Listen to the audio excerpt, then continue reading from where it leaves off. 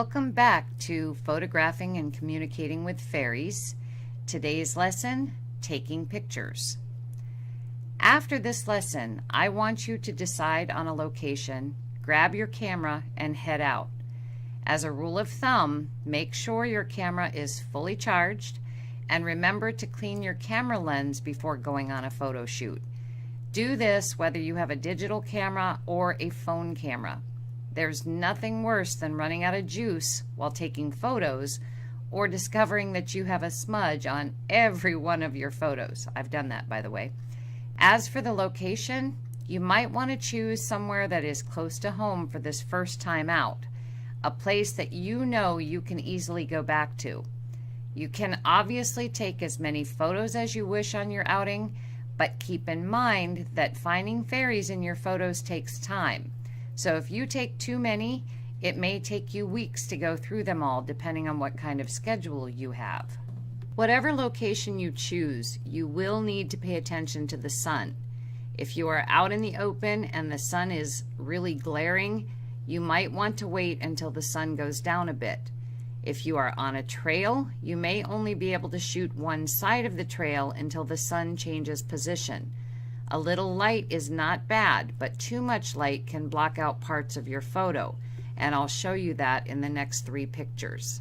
In this first photo, as you can see down in the bottom right-hand corner, the sun was extremely bright, and you can't see a single blade of grass or anything underneath of this sun. It was coming from this direction down, and so there's no chance of finding any kind of fairy in that area of the photo.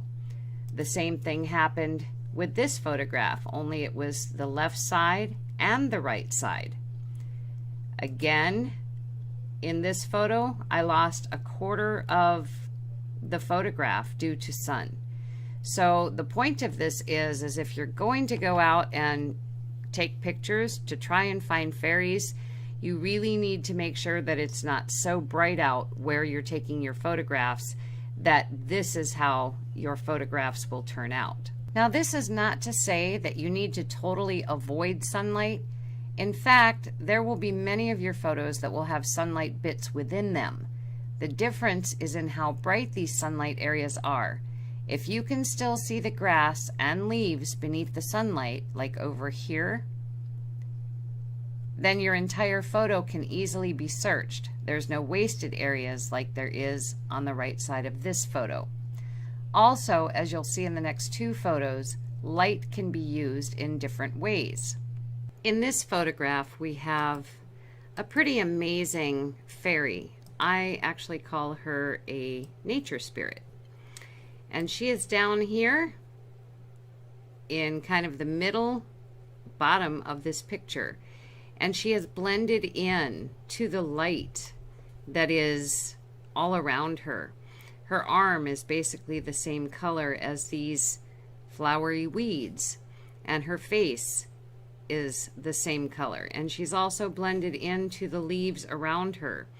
You can see her hat and her face with her nose, her arm, which seems to be pointing, and a knee and another knee, and of course she's wearing an outfit that's made of kind of like leaves. So as you can see, she has used the light to her advantage, blending in. So you can never disregard areas like this as long as you can still see leaf shapes through the white of the sunlight. In this next photo, the fairy is literally created from light and shadow. He's right here in the photograph. He is actually bigger than most of the fairies that you'll find in your photos. And believe it or not, I almost missed him because I was not accustomed to actually looking at the light. Some of these fairies will actually teach you things to look for in your photographs. He was one of them. And you can see his hair and his forehead, his nose, his eye. His mouth is in shadow, but you can see the bottom lip. And then, of course, his body. And there's even a shoe right here. but you can't see this portion of his ankle because of the leaves. He has one arm behind his back as though he's taking a leisurely stroll. But he is literally made of light and shadow. If I back off again, you can see, I mean, obviously since you know he's there, he stands out now, but he blended in so well that I did not see him right away. I was kind of focused on this little one here and this little one here, which, just for the sake of showing you, can you see this little guy here? He seems to be riding on something. And then over here, we had this guy with the googly eyes. I have since determined in looking at him that he is a type of spider. He does have dangly legs. When you crop him out, he has dangly legs, and here's the other guy. So, thought I would share that with you as well.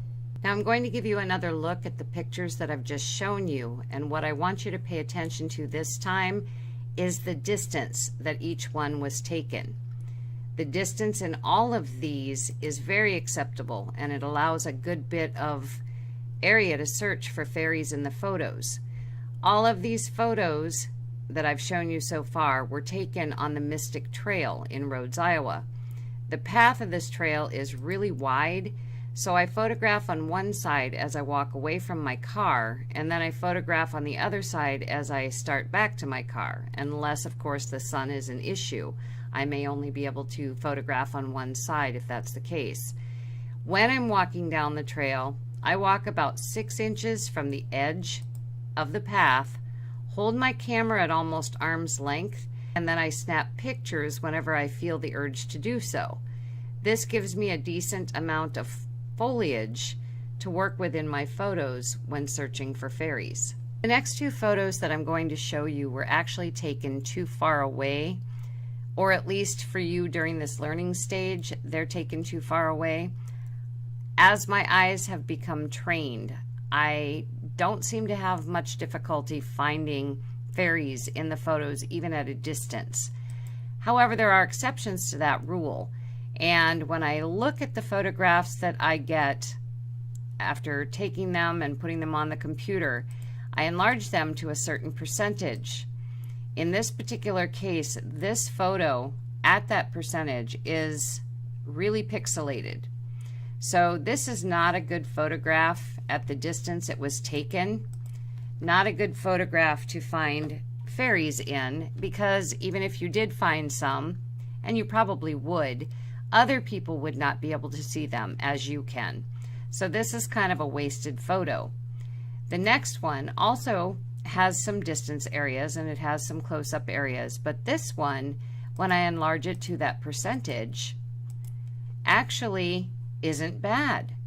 So for the time being, while you're learning how to take the photographs and going out and finding the fairies in these photographs, my suggestion would be that you try to stick to a closer photograph like this, and later on you can always try a distance photo, but get some practice in finding fairies in the closer ones.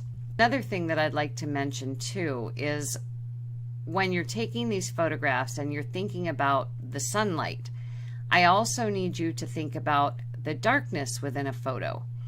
If the photo is too dark, you're not going to be able to see the fairies within it. So as for example, over here is extremely dark. If you had a fairy in here, you might be able to see the outline, but you're not going to be able to see detail. So, you know, you need to try and find a good balance between the light and the dark. This wouldn't be bad. I haven't wasted a whole lot here, but I don't do any lightening or darkening of these photographs. So you want to make sure that the fairies that you find in them are as clear as they can be and with the least amount of messing with the photo. So that's why I don't do the light or the dark. If I can't see it well enough, I don't use it to show anyone else. So try and get a nice balance in your photographs of light and dark. Occasionally, depending on your location, distance photos are all you can get.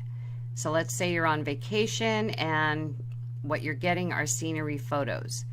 In this case, search for what you can in each photograph and don't worry about the rest. You might actually be surprised at what you find. This photograph has fairies within it. As you can see, they're little elf-like creatures. There's a girl and there's a boy. The boy is kind of hugging up to the girl. If I move over this way, you can see a similar fairy type individual, being, creature, whatever you'd like to call them, with a little hat, sitting down, almost having a picnic. There's one here too, but you cannot see that one as clearly. And there's more within these trees, but I just wanted to show you that sometimes even this kind of distance photo, as long as it's not too pixelated when you enlarge it or too blurry, you may still find really interesting fairies within it. Last suggestion for this lesson is to avoid micro shooting. In other words, don't put your camera up to your eye and focus in on a single leaf. You want to have thousands of leaves, blades of grass, rocks, and so on in your photos, as this is what offers more chances of finding fairies in your photographs. Sometimes these fairies form themselves out of these items, so you want to have a broad range. Now truly, this is all there is to it. It is literally just a point and click, as long as your camera has autofocus, and I believe most cameras do nowadays. So this lesson is over. Get out there, take some photos in a location where you believe fairies might be living, then leave your photos on your camera until you're ready to start the next lesson, because I will be teaching you a process that'll make it a lot easier to keep track of your photos as you go through them. So until the next lesson, go out there and have a blast.